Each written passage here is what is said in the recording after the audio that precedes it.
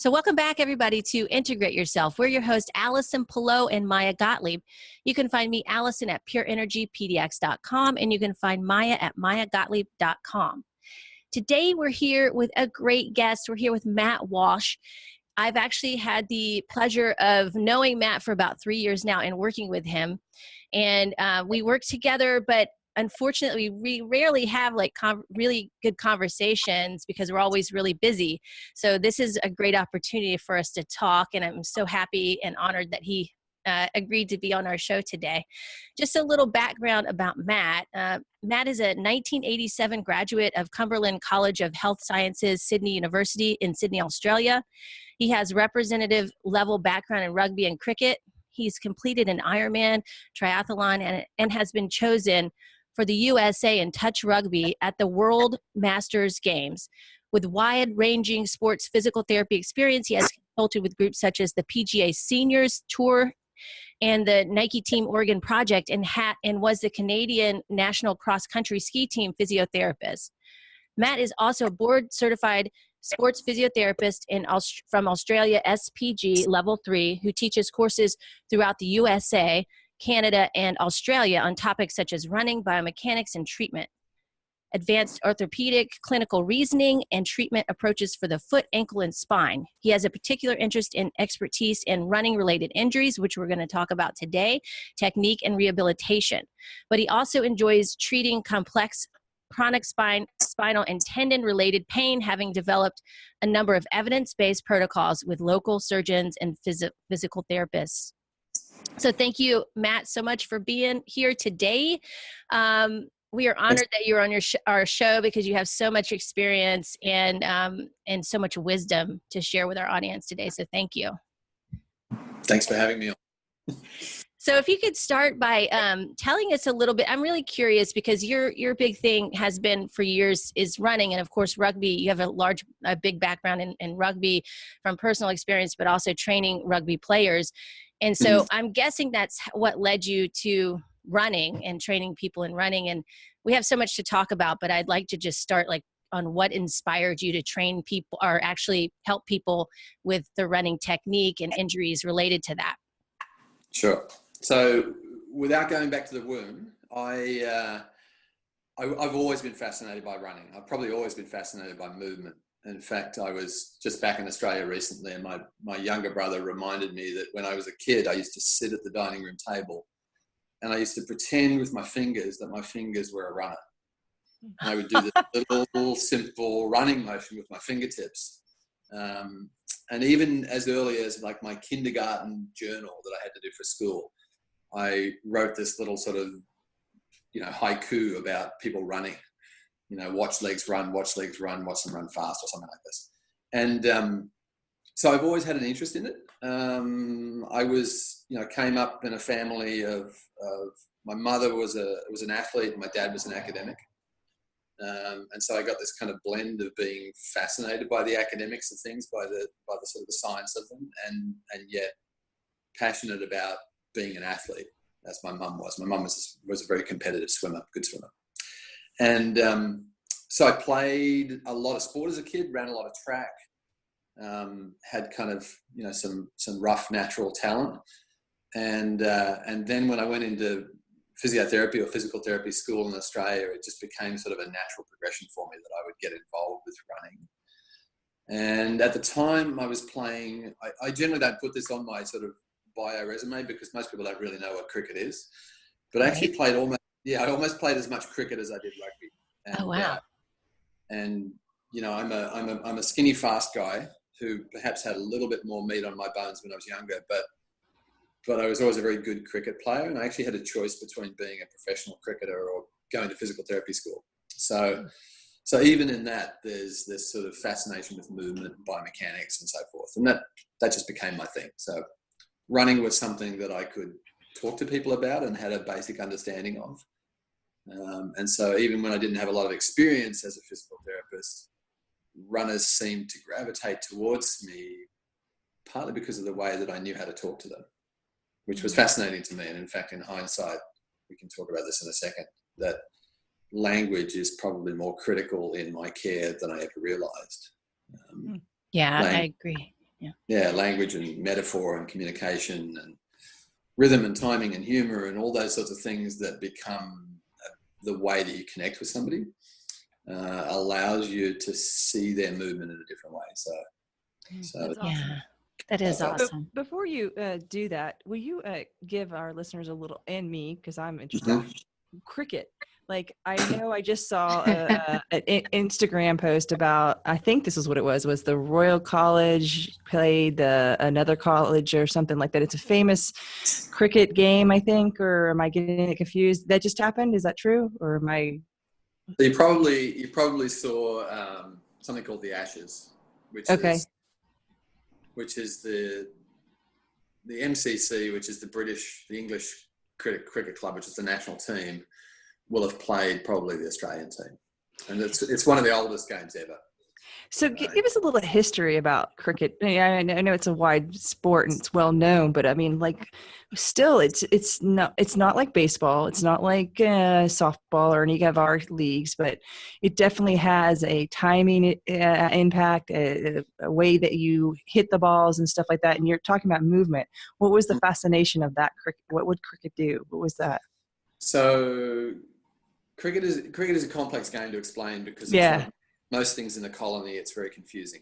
And it's full of rules and rituals. And I mean, there was just a wedding, a royal wedding. So you can imagine take a royal wedding and turn it into a game. And that could be cricket. So it's full of lore and history and traditions and so forth. You take a baseball game, and instead of having 3 bases, you only have 1. So you go from one end to the other, but you can go to the other end and you can come back again. So I could go to first base and come back home, and I would, instead of getting 1 base, I would get 2 points. I'd go out and back, I'd get 2 points, and I can keep batting as long as they can't get me out. Okay. I can stay in the game forever. What gets you out? Like, what is if they hit the little stumps, which are called the wickets behind me, those sticks, which are basically like home plate. So if you hit those, then I'm out. Oh, I thought it was the other way around. Okay, you don't want to hit those. Okay. Yeah, if I hit the ball and I get caught in the outfield, the same as it is in baseball, I'd be out. So, but I can hit the ball any way, shape, or form that I want. So I can hit it to the left, to the right, behind me, over me. I can hit it down to the ground, and I can choose to run or not to run. So it's a game that's full of like 360 degrees of choice. Wow. Wow. Something that never happens in the Empire. So maybe that's why everyone likes playing it. That might be why they like playing it. Oh, wow. Which is interesting that you don't have to run. Like, you don't have to run. You can choose. Oh, really? Most times you hit the ball, you're supposed to run. It's the first automatic thing. Run to first base or go, run something. So interesting. Oh, yeah. So it really kind of is like a chess game in terms of what. Very slow chess game. Oh, interesting. So the traditional game can actually take somewhere between 3 and 5 days. Oh, wow. I didn't know that. How many hours? Well, 10 to 6 every single day. You have to really be devoted to that. Yeah. So that's a major commitment. Yeah, it is. You stop for break, you stop for tea, cup of tea. So it's a lifestyle kind of thing. Yeah. The total thing. Yeah. Wow. That's incredible. Thank you. Yeah, that's right. I did a wonderful job keeping it really simple because Right. We could go on for days, but let's not do that. So let's go ahead and move on to running, because this is your expertise, and I've learned so much personally from you about this subject and have been able to help so many people from the techniques that you use and how I watch you work with your patients, and also, like you mentioned earlier, just like involving, a playfulness and a humor and keeping it light to some extent with people is really healing for people, especially as they're going through an injury or healing process.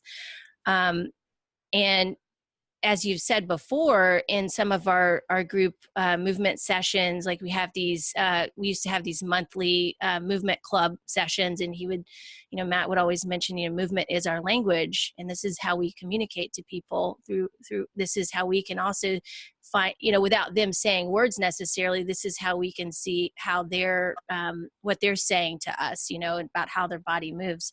So through running, like everybody wants to run, right? I mean, seems to be the easiest thing for people to get in shape. They're like, oh, I'm just going to go run. It's easy, right? But actually there's so many more complexities to it. And if you have some just small misalignments, it can really make a big difference in how you're running, and any injuries that will, show up down the line. And yeah, so I guess we could start there and share with us what you've learned about that. Yeah. Let's start with the big bomb. Yeah. Here's the big bomb. The big bomb is that in the Western world, we believe that the body is a machine. We buy into that way too much. And so we pitch very hard to people, and runners buy it very wholeheartedly. This idea that perfect mechanics is required for health. And what I want to do is I want to throw it out there. I want to basically say that that's BS, and that biomechanics is a way of tapping into movement efficiency, and it becomes extremely important if you're close to the end of your capacity. So if you're hitting a top speed, you're fully fatigued, or you're beyond something that you've ever done before, then biomechanics matters. It matters in such a way because it creates sharing and capacity load transfer and all those sorts of clever little things that basically mean you keep yourself in line, in control, but you're going to share load between tissues, and you're going to share load between joints and segments and so forth. But when it comes back to, if you're in the middle of your bell curve, if you're operating in a place where you're actually feeling competent and confident and you've got history, then biomechanics doesn't matter that much. You don't need to be perfect. And there's plenty of evidence. I mean, I get passed in the local sort of running world, or I get passed on trails by people who are biomechanically looking like a disaster. Oh. And yet they are moving happily, efficiently within their sort of modus operandus, or whatever you want to call it. So, and we see that time and time again. You watch a race locally, and you'll see somebody who it's like, oh my God, you look like you're a disaster. But, you're happily running. You're not injured. You may not have been injured in an extremely long time. And the biomechanics doesn't matter that much in that point. But the point that I come back to is, if it's unfamiliar, if it's new, if it's at the end of your range or the end of your movement or your end of your capacity, biomechanics matters. So when you're a beginner, it's really important. When you're an elite athlete, it's extremely important, because it's like fine-tuning a Lamborghini. And when it's a beginner, it's like, it's like putting the wheels on. Like just teaching people how to actually put one foot in front of the other is sometimes foreign to a complete beginner.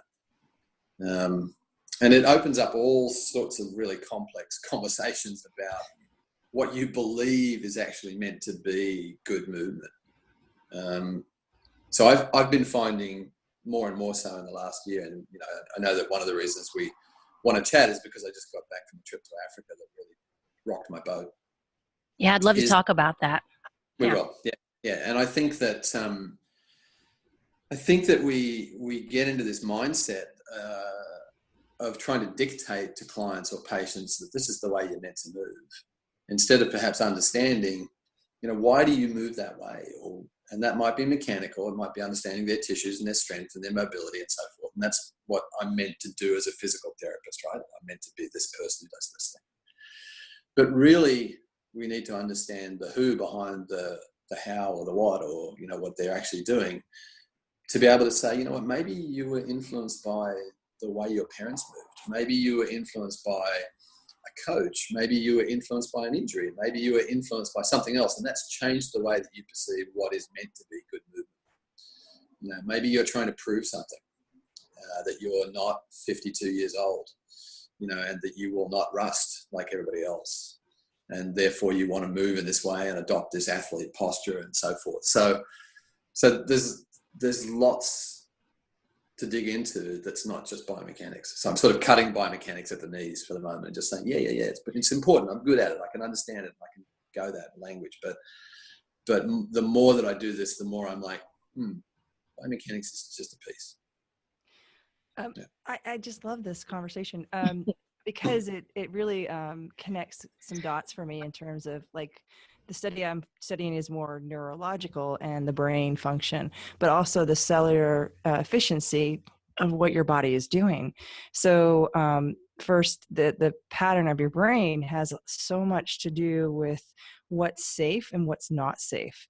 Mm-hmm. And so your dominances are really influenced by how well that works together. And for someone who may be looking out of alignment, it actually is their safest place. So their form isn't necessarily dictated by out of balance instead of, like the spinal alignment. It has more to do with how the body is efficient in its ability to move at that movement. Yep. And that brings us back to why nutrition is important, why brain function and eye and vision is important. So thanks for bringing this up, because it is the problem. We have indoctrinated a fitness industry into believing if you're not posturally aligned, if you do not have this perfect physique, you do not have health. And that is not true. Yeah. Not true at all. Yeah, I think that we can see it as, I'm a big believer in this kind of concept of spectrums, of where do you fall within the spectrum on whatever category. Let's go with what you said and say, I might have a conversation with somebody and say, like, where's their capacity to have healthy nutrition? Where do they sit? Are they truly balanced, or are they obsessive? Right. That's a big. They can have it too good, right? They can have it so far. I mean, 100 years ago, I dated a gal who was a naturopath, and she was sick more than any other person I knew. Yeah. Because she was constantly obsessive about it. And so were many of her friends at the time. Constantly obsessive about food. And yet there was this sort of like, you know what, you need to eat a burger occasionally. You need to be wrong occasionally. Yeah. And the same thing is true for movement, is that there are people who are driven by alignment. And there are people who have no idea about their alignment. And those are at either ends of the spectrum. Yeah. So I have patients who are obsessive compulsive about movement. My big toe is out of place and I'm getting a headache. And then there are people who are like, what? I have a big toe? Who have no idea. Right. Wow. 5 of them.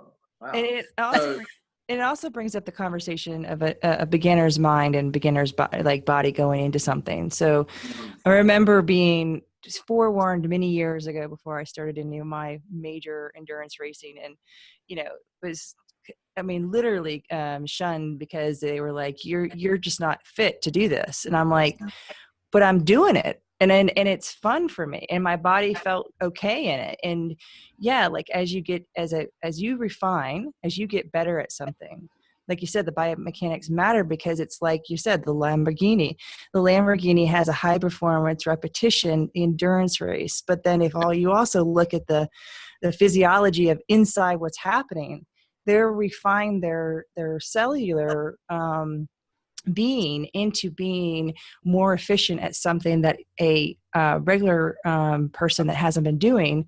And so the energy is sorted out to a different layer. It's setting itself into a repetitive neural pathway that's saying, I need to feed this because we're about to do this. And so it keeps reinforcing like why the fuel is going in and being used up a lot more, or if it's being slowed down more, or what's happening. Because as you get more efficient, you are burning like a big it's burning itself so quickly. Like gas, it's like a jet fuel. It just goes gone. Yeah. Efficiency is definitely sort of the big word in the middle of all of this. And I also think that you brought something up where you said, or maybe I just interpreted it this way, is that the body is looking for the best way to do something. It's looking for how do I solve this problem? the problem might be to run. Adaptation. Yeah. Yeah. How do I adapt to this thing? How do I adapt to this stress? And it still comes back, I think, in many regards to your body's trained perception of that stress.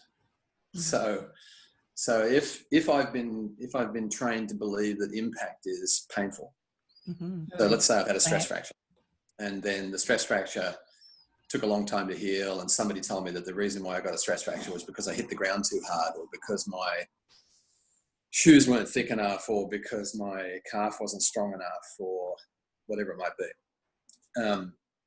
I now have this new belief system that alters my efficiency. So now that every time I hit the ground, my body is saying, are you sure you want to do this? Because this is impact. And so now I have an impact moderating behavior. And that impact moderating behavior might be that I change my mechanics. And now what I do is I strike with my foot a little flatter and my knee a little bit more flexed and my cadence a little bit higher and my impact a little softer. And all those things are healthy things for reducing impact. Right? Yeah. And they will have changed your pain in the first situation.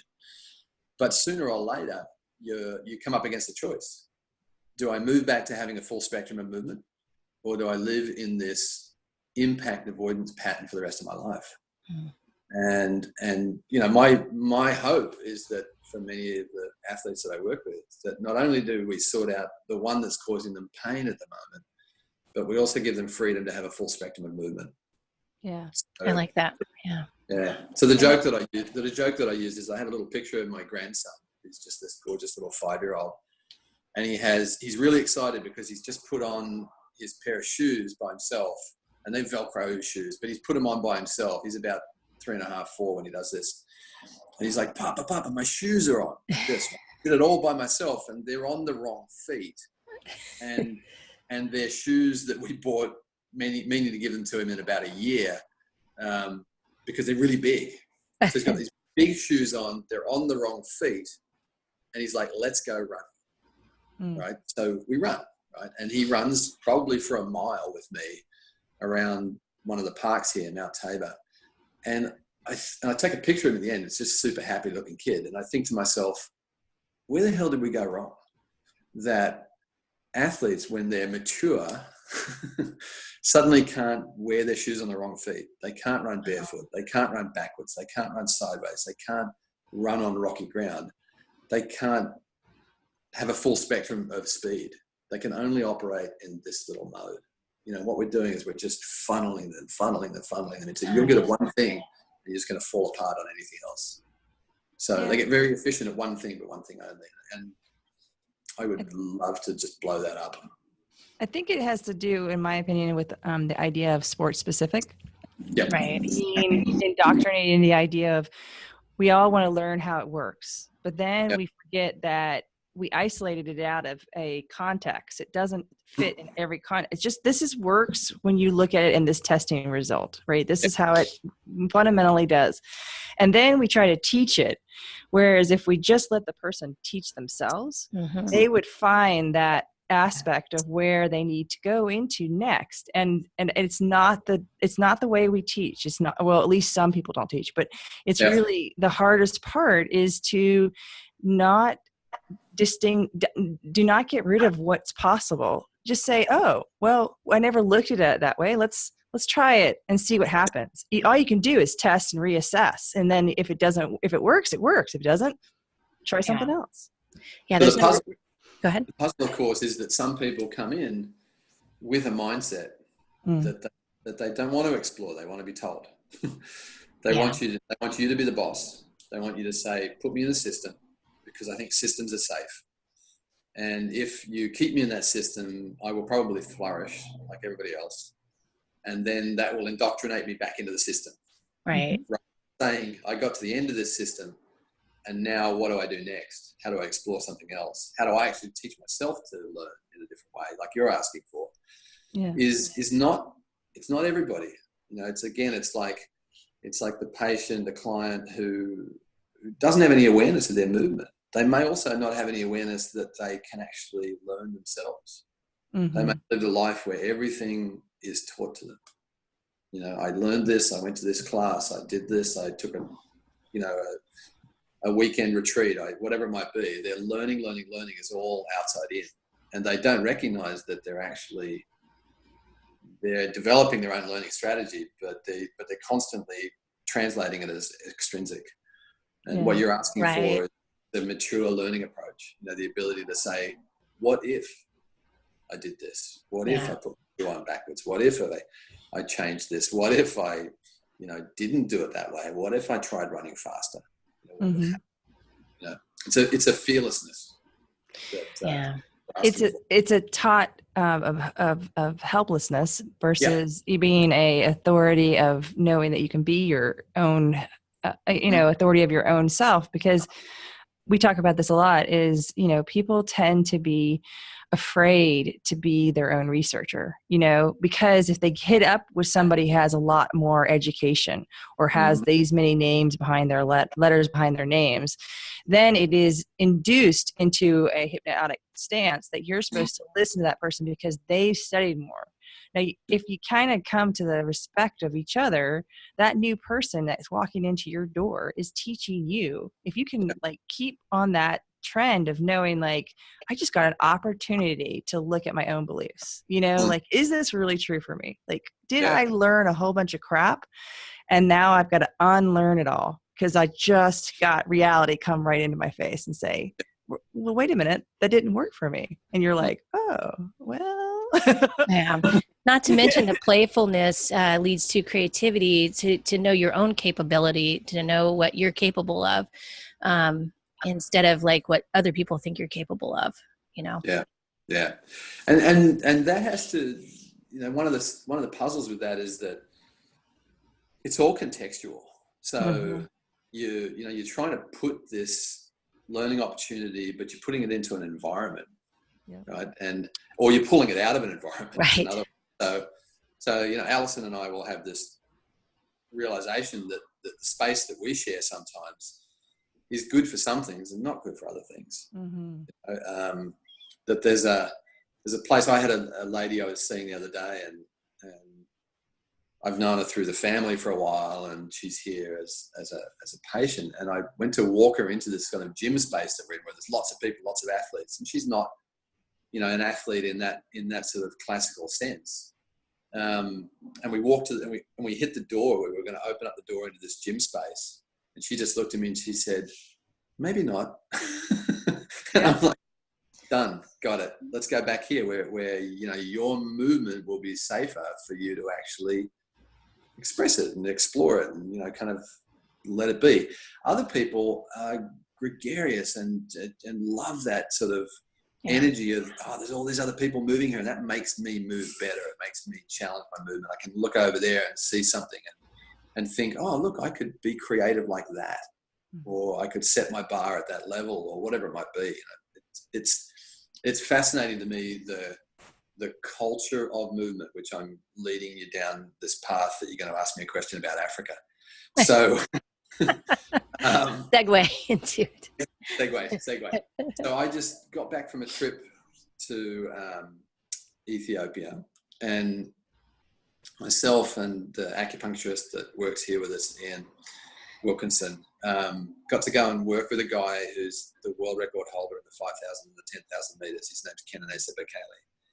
And David McHenry, who is here and works at Nike and is the sort of superstar running guy, had done an evaluation on him and shown that he had some problems, but they weren't really resolving. And so he asked if I would go and help him with these problems. So I went to Africa. We treated him.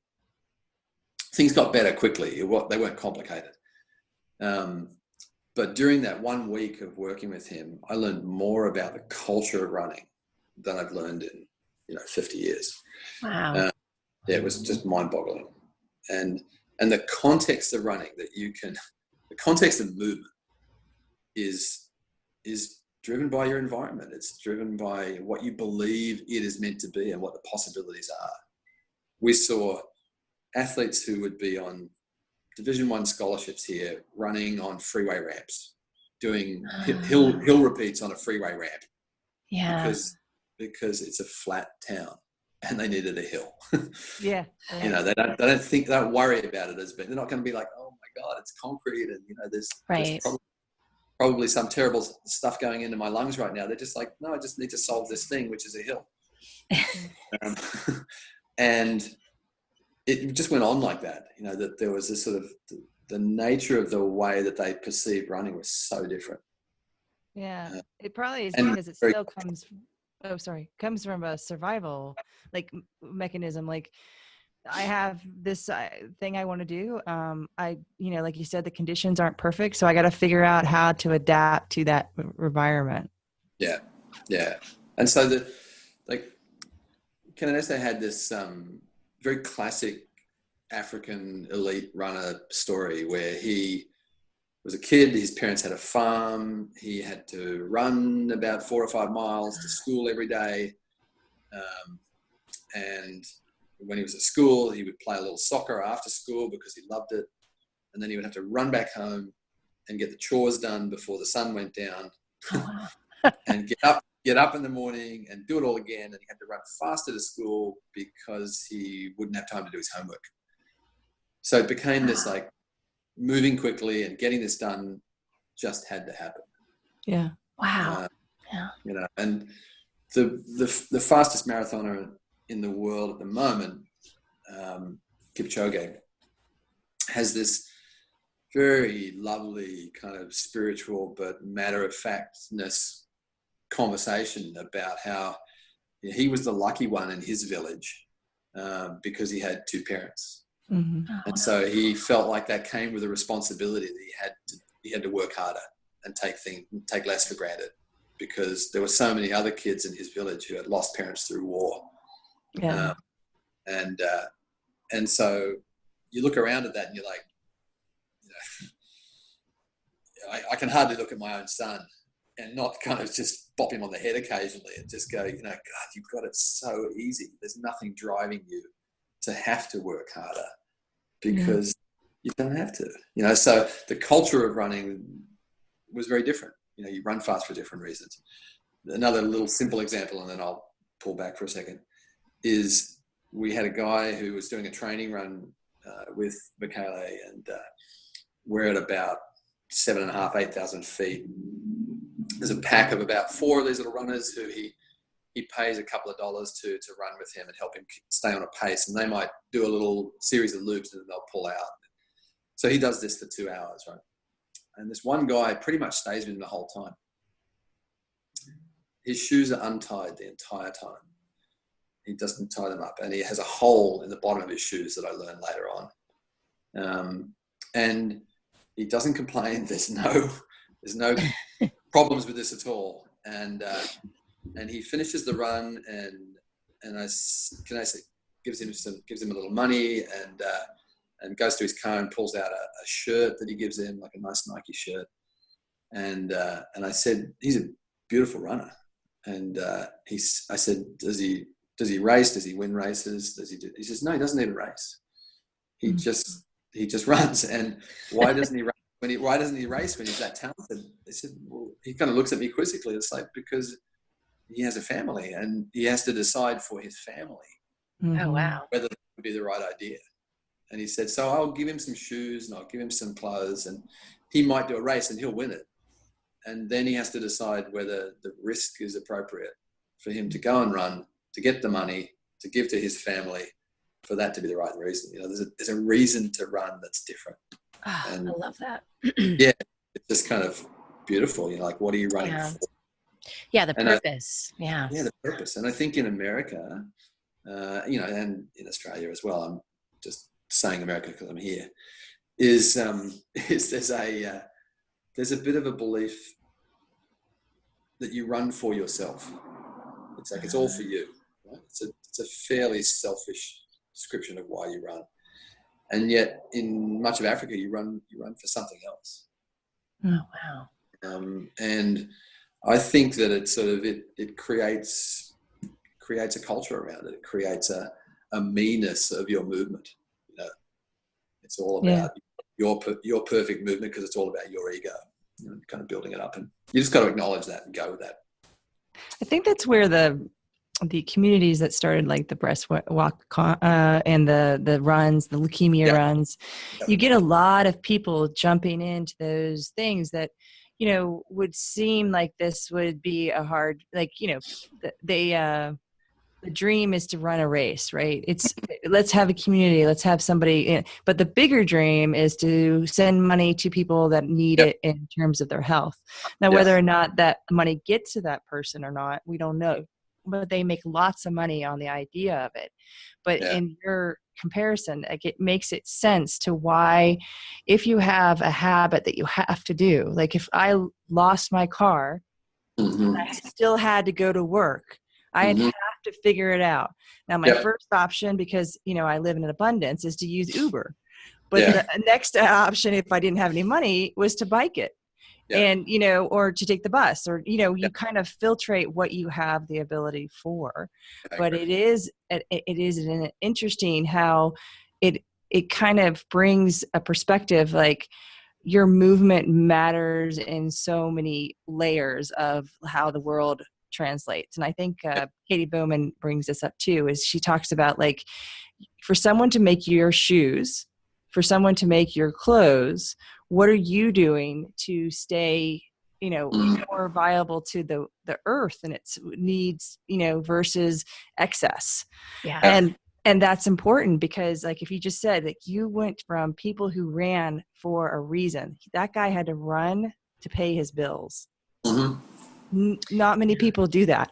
And even pros that get into the sport are really going, like, the real ones are really sending money back to their families, like the real marathon runners that I've known. So it's a real, it goes back to the roots of our survival, right? If you look at what we do to move, are you doing movement to save your life or some other else's life?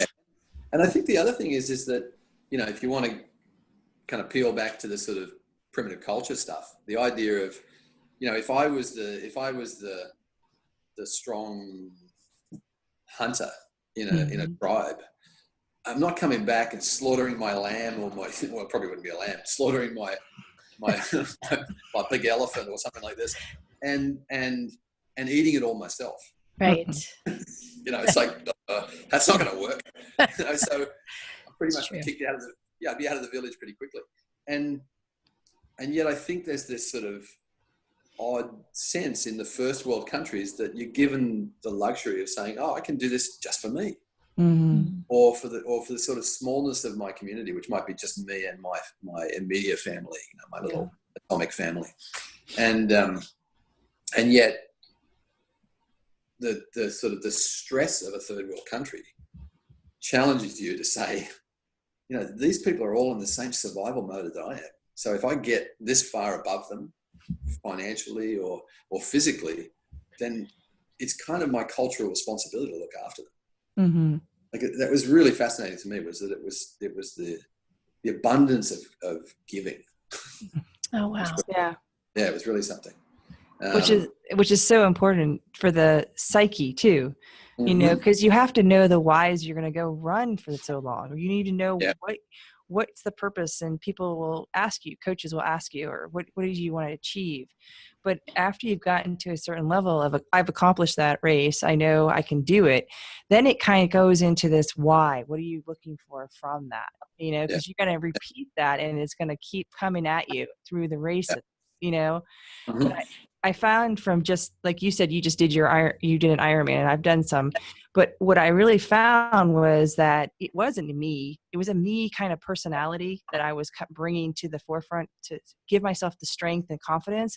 But then it kind of got out of whack, and then my life needed to kind of reverse and say, do I really need to be out on 6 hours? What else can I be doing for 6 hours? You know, a lot of time. You know, what am I not balancing out? And I think that's where I still come back to, you know, health and fitness are not synonymous.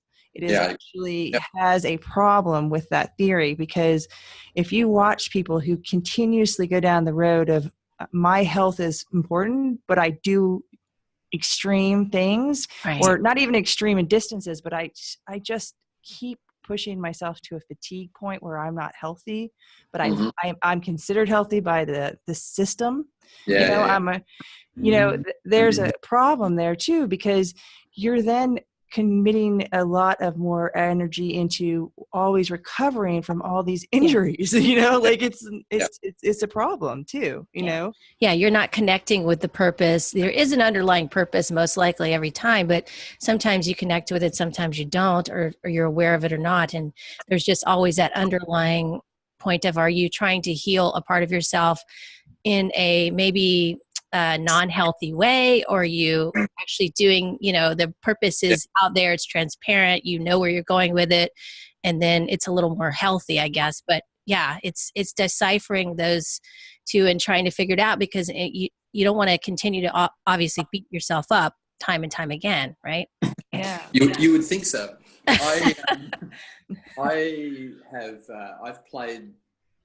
I played rugby competitively for 20 odd years, and then there's a version of rugby called Touch Rugby, which is this kind of non-contact rugby, and I've played that for 44 years, and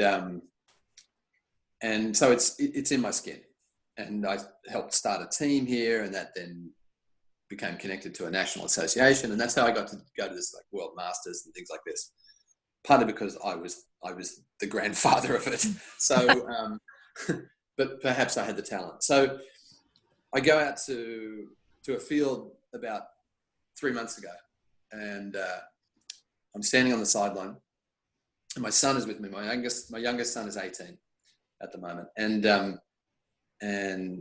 I see a bunch of guys on the field, and there's a new guy there, and he's really quite fast and quite good. And I said to somebody on the sideline, I said, "Who's the new guy?" And they said his name, and I said, "He's quite talented." And Simon looks at me, my youngest son, looks at me and says, "Don't." And I'm like, "What?" He says, "Don't do it." He said, "Here's what's going to happen. You're going to go out in the field, you're going to carve him up, you're going to beat him, you're going to cut him, you're going to get through and cut him, not literally, like I'm going to analyze him. Yeah. Yeah. And that's going to get you to a place where you feel good because you've stamped yourself as the top dog again, but you're not going to be able to get up tomorrow morning." And he said, "And we're all going to suffer at home because you're going to be a grumpy old guy." Oh. And there's these other people on the sideline who say to me, "Wow, he's right." and I went out and I did what I was meant to do, and I strained my hamstring, and then I'm sore for about another 4 weeks or so. And when it became that realization that he had brought upon me of like, when do you get beyond that point of deciding that this is healthy? Mm-hmm. Like how do you keep redefining that this is a healthy thing to do when really all it is just, is your ego performing, or your inability to let go of the fact that you can't do that, in the same way that you used to do it, whatever that might be. Just we could go down that whole like getting older thing. But the point being that I really appreciate that you're talking about the difference between health and fitness, and that health is not it's not a medical measurement. Right. It's this wonderful blend of like, what drives you, what you're giving, what you're nurturing, how that manifests itself in the things that you're putting into your body, and the outputs that you're getting out of that wonderful thing. And that's also, obviously a measure of your spirit. And so Alison said earlier, you've got to have sort of a playfulness when you're with clients, only because I think it brings out their true playful spirit, which is ultimately, and maybe what you bring out is something different. I said to one of the guys at work the other day, "So it's been about 4 hours. I think it's time to make somebody cry." And he looked at me and said, "What?" I said, yeah. I feel like I've kind of got this thing these days that I can pretty much get people to cry, when I want them to, by bringing up the right questions, about like, okay, we need to go down to this place right now, and let's just talk about, what you're afraid of. What have you actually lost? What do you think you lost through this injury? And all you've got to do is just let that sit there and hang, and you can feel what it's like right now, right? That if you were injured, what are you afraid? What have you lost? You've lost a sense of yourself, for example. I thought I was this, and now I have to look at myself like this. And that's changing my movement and my perception of things. And it's an emotion that you can bring to the forefront that helps people change their movement. It's not because it's a trick. It's like, hey, let's make them cry. Isn't that fun? You know, like, no, it gives you the chance to actually then say, okay, let's see what that did to your movement. It's like, oh, liberated you. Yeah. Like, you actually feel better. Like, why do you feel better now? We haven't touched you. Right. We haven't done anything. We haven't made any muscles stronger or, made any joints more in alignment. We've just allowed you the freedom of saying, this was a shackle that was on you. Let's take that shackle off and see what happens. It's like, well, but my knee is still falling in. It's like, I don't care. Does it feel better?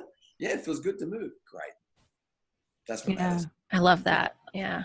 Transforming that fear that was always there and bringing it out and up and letting it go is. Yeah. And that fear might be like, let me reel back on myself and say, like, I'm talking with you in this way because I know I can. Mm-hmm. But if I was talking to a physical therapist who was driven by strength and conditioning, and I could say the same thing about the capacity of a tissue allows you freedom. Yeah. So you've got a weak tissue. Let's just talk about that. You're trying to do something that's beyond the scope of that tissue. So let's make it stronger. Let's get you confidence. That confidence that you will translate back to strength of the tissue will allow you to move in a way that now we can also talk about what does the confidence that you gain from strength do about all these other things that were stopping you, right. Or that were not allowing your movement to be as good as it could be, or for you to be as, let me stop saying movement, to be as healthy as you could be. Yeah. Yeah, I mean, I think you touched on a bigger subject is the ideas of who you think you are versus all the potential that you already have that you just never really tapped into. Mm-hmm. Because even as we age, we're tapping into potential. Like the humbleness of knowing that, you may not be able to run as fast as you were when you were 20, but what can you do at the age of 60? What can you do to bring yourself into a knowing that your values changed? It's more that I want to be able to get off the floor. I want to be able to balance better. I want to be able to move in a way that it doesn't increase pain. But I want to be able to not be afraid of challenging myself. And these are so much more than what you've lost or your ideas of what you've lost, because there isn't a losing. It's a reversing of saying, oh, I acknowledge that I can't do that. But I wasn't younger, able to do a lot of things either. There was a lot of things that kept me from doing things that I never even realized I thought maybe I wanted to do. Yeah. And working and getting older at the same time is really showing like where the values keep you in alignment to your own heart and your beliefs. Like what you really value is coming through even more than it did when you were younger, because you appreciate what you couldn't do. And then you got to do something. And so like you wouldn't have never known had you hadn't just gone, and when you rehab, I think what you're talking about is giving that person that opportunity to just release the thought process that holds them back, which is so deep, right? It's so deep because to voice it means you deconstruct it. Because then you have to hear yourself say it and claim it and say, is that really true? When you keep it in your head, you're like, oh yeah, that's true. That's so true.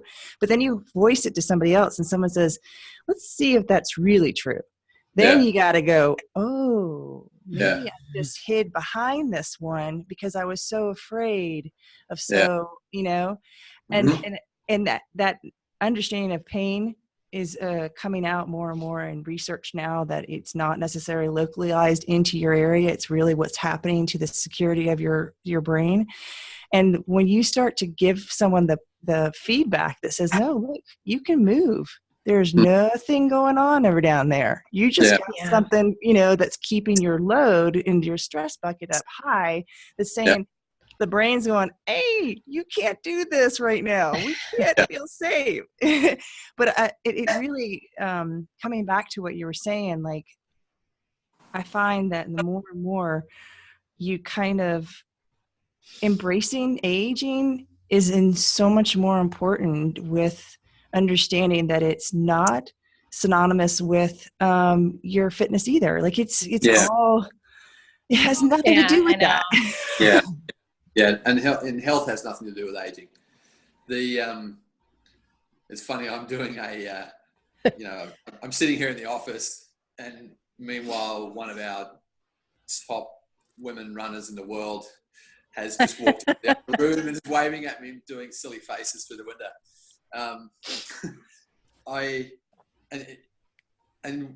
I realize that as I treat more elderly athletes as well, that it's an easier conversation to see when I see those athletes who are really happy and healthy and successful in their senses of self and their expressions of that it's wisdom. Like I had this phrase that I said to somebody a few years back where I said, just act your age. And I don't mean that's act good. like you think you're meant to be when you're older. It's like, be wise, make wise decisions, use all that experience that you've got and be wise. Mm-hmm. And also I said, but be adaptable. Like, don't think that you arrived at 70 and therefore you are meant to know. Like, that's ridiculous. Yeah. Has not 70 years taught you that you will constantly have to adapt, and that you, just when you think you know something, that it's like, no, that's common. You don't. I was saying again to my younger son, who obviously is a big part of my universe, I said, I thought that parenting was going to be about getting you to a certain level and then teaching you, right? And just kind of, I would be constant and you would lean against my constancy, and I would teach you what to do, right? And then you would be an adult and you'd be fantastic and off you'd go. And yet every stage of the way, I had to change. I had to be a different teacher. I had to be a different person. I had to have a different understanding of what I saw in the world because of what you were teaching me. And when you have little ones, you go, oh my God, this week is completely different than last week. But if you're present, it's exactly the same when you get older. It's like, oh my God, this week is different than last week. I now have to think about these things slightly differently. The depth of my experience doesn't make it earth-shattering differences. But as long as you're kind of looking at the boundaries properly, you start to see, it's a different way of doing things. That's kind of cool. And I think that our perception, again, if I bring it back to this kind of Western problem, is that we keep looking at the best years are our 20s or our teens. It's like, what a crock of shit. You don't know anything at that That's stage. true. You know a lot, but you know nothing. And so we need to sort of, again, maybe in other cultures where the elderly are really revered for their wisdom, we need to see the same thing of, the healthy and elderly people are the ones that we should be revering. That should be like, I agree. I get to treat someone who's 100, and I love that moment because that defining number makes me sit back and say, this has nothing to do with therapy. It says, because it doesn't, it can't, right? It has everything to do with just comfort and movement and freedom and confidence and all those things. And it's like, this really shouldn't be any different when they're 20. But I always ask these people when I see someone who's 100, like, what's the trick? How do you get here? How do you do this? Not because I have to mimic it exactly, but I have to learn something from you. And you can imagine what they say, right? They say, have a ritual, have something that grounds you and keeps you structured and constant. Follow the seasons is another one that always comes up. So have things that change throughout the year, which means stay connected with nature.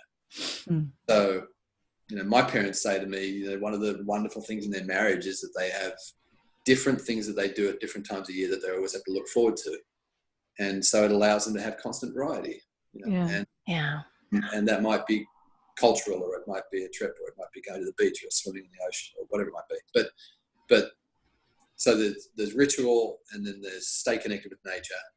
And then there's the healthiness of what they're putting in their body.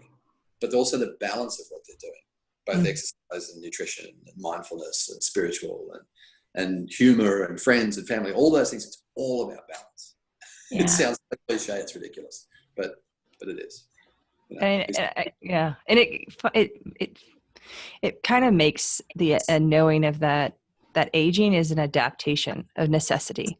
So like for many things that I see of the aging process so far and what I see in others, because, you know, not until I get to that age will I really know what it feels like for me.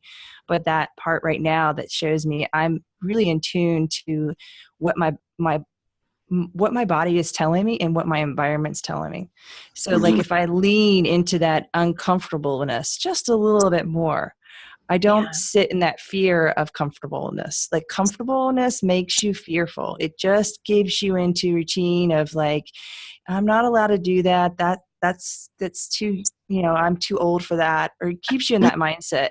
Whereas like, if you look at cultures where the elderly are still participant, they take care of, you know, their families, they are integrant in terms of like poverty makes you have to move in ways that you would never do. You know, and when we look at that, we look at like someone who's working in the garden for food that they need to have on their table allows them to keep moving when they're 102, you know? And completely. Yeah, you're right. Yeah. I feel like I read somewhere about older, there was an older generation somewhere, not of course in the United States, but they had to get to their house on ladder through, you know, climbing up a ladder. And they had to climb up and down ladders, and they were like in their 70s and 80s doing this, and they could still do it, of course, because that's all they knew how to do, right? And so, not like you're 80, don't climb a ladder. That's not safe.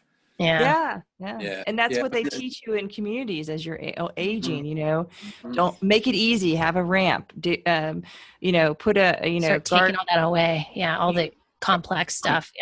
And they. My mum, when I was back home, she said, she has a joint replacement in her knee and she gets some bits and pieces of pain. And she said, I want to get a new chair and like a comfortable chair that I can sit in. And I'm looking at these chairs and you can imagine what I said. I said, well, if you get that chair, let's just call it a coffin because that will be so comfortable. You'll never get out of it. Yeah. And I said, and a chair shouldn't be so that you can spend more time in it. It should be so that you can be there for something that you want to do, whether it's read a book or whatever it might be, but that you will get out of it. You know, you'll never be able to get out of that chair because it's too bloody comfortable and too deep. And B, it won't ever give you a trigger to say, get out of me. Right? Well, it's funny that you say that because I have a 91-year-old mother-in-law. And what I found now is that she can't have comfortable chairs. She'll never get out of them ever, really. Like she'll have to go if she has to go to the bathroom or something, she can't push herself out of the chair. So it's almost like it induced itself. It said, okay, you've been staying in a comfortable chair all this time. Now your body has conformed to it. Now we've got to get you to realize you can't be in that chair anymore. You have to be in a harder chair to help you get out of something. That's exactly right. Yeah. And it's funny because she's like, you know, it definitely kind of reverts back onto you about what you wish for. Be careful. Right. And I think, you know, I started by talking about like trying to debunk this idea of biomechanics being perfect, that it covers everything in running. And one of the things that I'm realizing as I sort of try and explore that is to say that healthy systems require stress. So you need to have stress in the real sense, not stress as in like I'm out of control stress. You know, like stressing the system is what creates adaptation, which is what new learning is, right? Yep. Just stressing your understanding of something. So stressing your movement is the same. It's training. It's stressing the way you're doing it, or stressing the surface that you're on, or stressing the level that you're going, or the speed that you're going at, or whatever it might be, right? And the body responds to it. The same thing is happening out there now, where we're seeing all these sort of extra ways of creating adaptation, like putting somebody in a sauna or putting them in an extremely cold environment, it stimulates the system to say, whoa, what the hell's going on? Like, I have to adapt. I have to learn how to adapt to this new stress to my system. And if the stress isn't significant enough, it doesn't really make a change. The body goes, yeah, whatever. Like, that wasn't it. So you can't go and sit in a hot tub for 10 minutes and get an adaptation that you would get if you were in a sauna for an hour.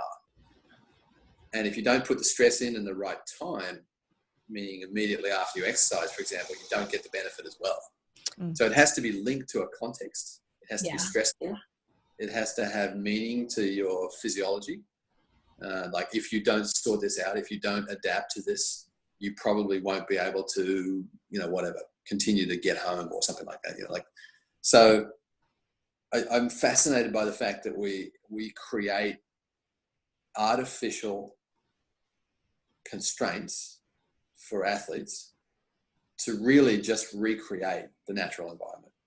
Mm-hmm. Yeah, it's amazing. Get to the top of the mountain, no matter whether it's the heat of the day. Chase that animal, because if you don't, you're going to starve to death.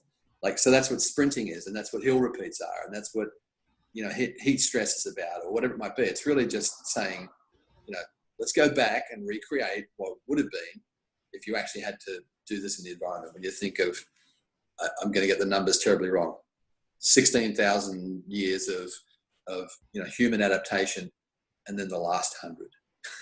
It's like, we're still pretty much chasing the wildebeest here. In an artificial way. So I also like the idea of, like, we're not as fragile as we create ourselves. Even though we get vulnerable when we get older, or we get vulnerable when we expose ourselves to an extreme amount of stress, that part of us that thinks the fragility is something that we survive on so many aspects, and in an autonomic system.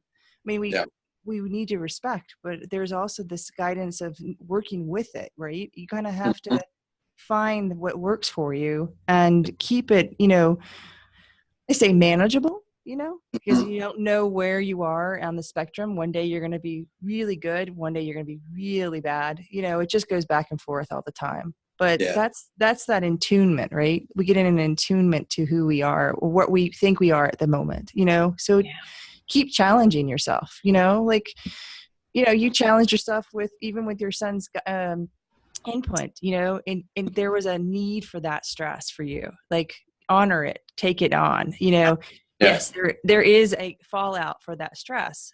Manage the stress as the fallout comes around. Now that you're aware of how much more you irritate your family when you're hurt, you can now say, okay, maybe back off. Maybe just go, okay, I'm going to forewarn you, I'm going to start complaining, and I'll stop. I have a window of an hour here. I'm going to do it. You guys have to handle that. I was thinking about how, we need to, as I keep coming back to getting older, but as we take a client or an athlete and we look at, you mentioned something about how adaptable the body already is. You look at how incredibly this unit has survived. Yeah. With the crap that we've put into it, and the stress or the disuse or the misuse or the abuse, all the uses, all the odd uses that we have had of this animal. And it still survives. It still gets up in the morning and works pretty darn well. I remind myself of that every time I have a Coke. I'm like, I love it. Pretty amazing. Pretty amazing that my body can actually still function with this shit in it. And it's like embarrassing. But I sort of give my body a pat on the back. It's like, wow, look at you. You took all that crap and you actually still made something that works. Yeah. And so I think if you can give people that sort of sense of, like, look how resilient your body actually has been. We hang on to the, like, oh, I've had 4 injuries and, and I don't have this comfort level in my tummy and I don't sleep as well. It's like, okay, but look what you were putting into it. The fact that you're actually sleeping is incredible. The fact that you ran all these other miles without injury is pretty incredible. Like, just the half cup, full empty sort of scenario. Yeah. I think it's really valuable to get across to people as well. Yeah, I think we do not honor what we do. Yeah. Really well, which is the simple things that we wake up every morning and we get to move our body. Like that is incredible. Yeah, it's a bloody miracle. It is. Yeah. So Well, I feel like I've completely gone off topic. no, you hit all the topics. this is the nature of our show, Matt. So don't worry about it. Yeah. This is what we love about it, because we don't like to have like A, B, C, then we've done D, you know. We never know what's going to happen. So it's always great. Well, Matt, do you want to add anything to the conversation before we close up? Anything that you're sponsoring, doing next? Are you doing any workshops or any presentations coming up? You know, that would sound like the time where I should say something like that, wouldn't it? I do, but I kind of hate the social media world of actually advertising that. I teach predominantly physical therapy courses. So if people want to hear me talking about physical therapy, then generally like a local association will have something for me. I'm in DC later in the year. I'm in Chicago in September. I'm about to upgrade my MedBridge course online. I'm in Spain in the fall. And that's sort of the extent of my teaching. But I don't have a website. I don't have a podcast. I don't have Instagram handles that will help anybody out. Well, you have the Pace Network. You're on that. And I encourage everybody to definitely join that. It's free, I think. Or it is. Okay. And there's a lot of great things. You have some great videos there, as well as the YouTube channel for Pace. So you talk about some great things on that. And you're interviewing Bo Farah. And then I think I'm just going to say also, you can find Matt on the Pace website. And I'll put a link to that on the show notes. Well, I was going to ask, actually, I mean, it sounds like your talks are mostly people schedule you to talk at their clinic. So can anybody come to those, or is it just for the clinic that you're talking to? So those ones are mostly about PTs sponsoring courses locally. Okay. If anybody wants to contact me directly about something that is perhaps a little bit more peripheral than just coming and giving a physical therapy evaluation treatment, I'm more than happy, love talking about what we've talked about today. The things outside of the sort of the middle of the bell curve, the physical examination, treatment, training, progressions from injury type approach, which I'm comfortable with and I do day in, day out. But I also love this conversation about the bigger questions about health and wellness and fitness and movement in all its form, not just in running. Yeah. That's great. Thank you. It's been a wonderful conversation. And again, we are honored to have you on our show, Matt, with all your wisdom and experience that you've shared. And thank you so much. Yeah. Thanks for adapting to the schedule and coming back. Both ways. Yeah. Okay, Matt. Well, thanks so much. And we won't take up any more of your time. See you later. Thanks. Bye.